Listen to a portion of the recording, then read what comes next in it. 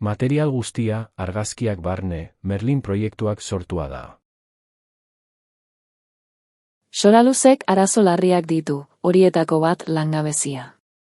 Azken urteetan Euskal Autonomia Erkidegoaren bikoitza izaten da eta. Baina Merlinekoek berri onak ekarri zituzten. 2021 agindu zuten Soraluzeko, eta eskualdeko ekonomia suspertuko dela presak bota ezkero. Eta 2023 urtean Gipuzkoako Aldundiak eta Arturo Elosegik modu ofizialean aldarrikatu dute Merlin proiektua arrakastatsua izan dela, eskualdeko ekonomia bultzatuko duelako turismoaren bidez. Sinesgaitza? Halaxe esan dute, Europan bakarrik, hori bai. Gauza bakarra faltatzen zaie, ordea. Urte hauetan, Merlinekoek gida bat sortu zuten, turismo azterketak laguntzeko. Bertan balizko diru sarrerak zerrendatzen dira. Sarrera salmentak, negozio baimenak, kruzeroak eta bar.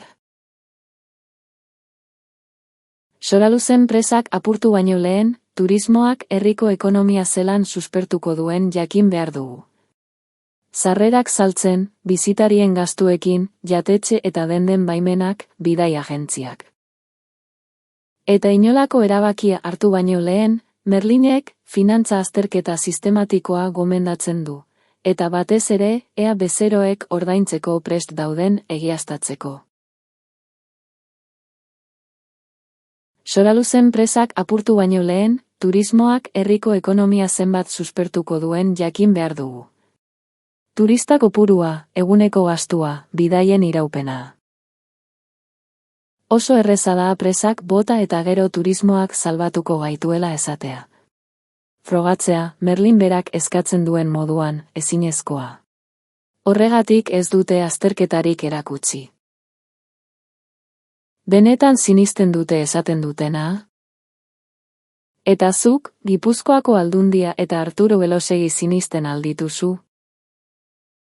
Eta zuk, benetan uste duzu Europan gezurretan ari direnak, gure onerako ari direla Soraluzen? Zuk erabaki behar duzu. Zezena dator hartu beti zu, alari hola da